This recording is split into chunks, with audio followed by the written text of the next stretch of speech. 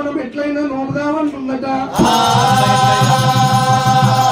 మరి శివుడి భార్య పార్వతి, విష్ణు భార్య లక్ష్మీ, బ్రహ్మ భార్య శారదాదేవి,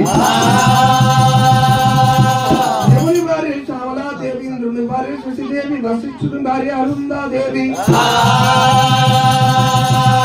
గణేశ్వరుని భార్య శాంతాదేవి, పద్ముని భార్య పద్మకాంత, రంబాబు స్మరక తిలోత్తమ, నందనకు నలకు వేరే మదర్ పడారు.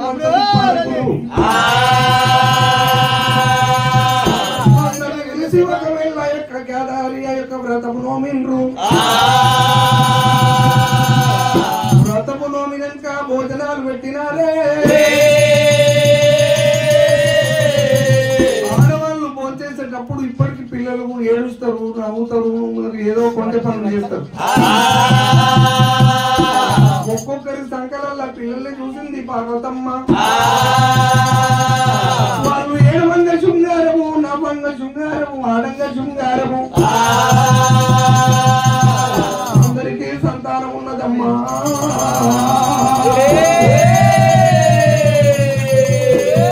నాకు సంతానము లేకపోయే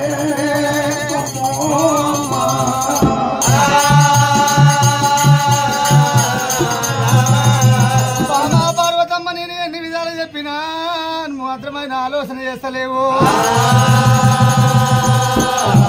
అడవిలో తులపోతే పట్టు, రాగోలదే పట్టు, ఆడవాళ్ళదే పట్టే, ఆడవాళ్ళు పట్టుబడితే అయిందాక బాబా పార్వతమ్మ.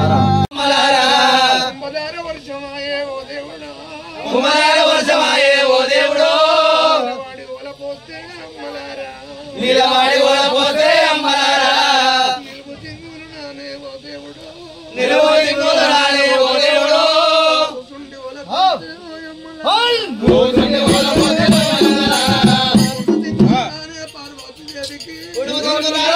పార్వతీదేవికి ఈ అడవి లోపలేకున్నా పర్వాలేదు. ఏమి బాధ ఓ అమ్మలారు.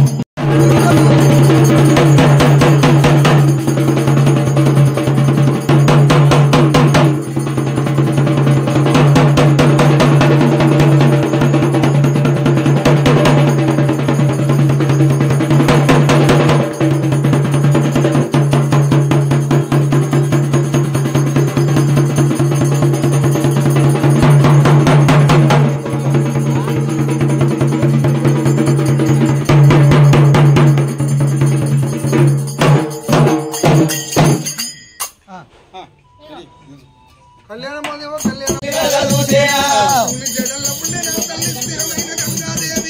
నా భర్త చేర వచ్చింది గంగా.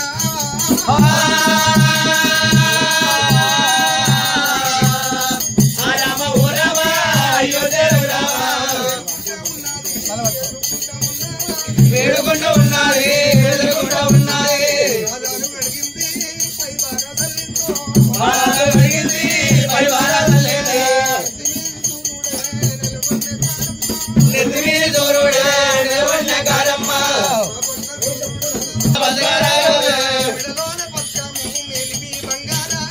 మెడలోనే పక్కము మేలి బంగారము, మెడలోనే పక్కము మేలి బంగారము, కొడమీది గగ్గెరా నా బంగారమ్మ, లోపటిలో నిల్లాకు తీసుకొని వస్తుంది. లోపలిలో ఇల్లాకు తీసుకొని వచ్చింది అయ్యయ్యో ఓనాదా నా ప్రాణ వల్లవా ఆకలెంత కొన్నావో దూపలెంత కొన్నావో ఆకలెంత కొన్నావో దూపలెంత కొన్నావో ఫోన్ చేయమంటున్నదమ్మో ఒకవేళ పార్వతమ్మ గర్వపడ్డది 200 మంది సంతానాన్ని కోరింది బాబా 200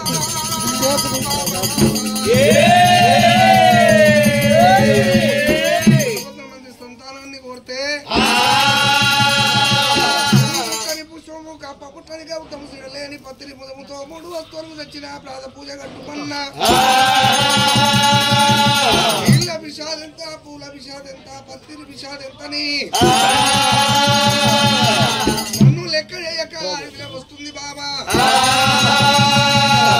నీళ్ళు కూడా అయ్యొద్దే దేవి గంగమ్మ నేను కూడా ఇయ్యొద్దే దేవి గంగమ్మ నీళ్ళు కూడా ఇయ్యొద్దే దేవి గంగమ్మ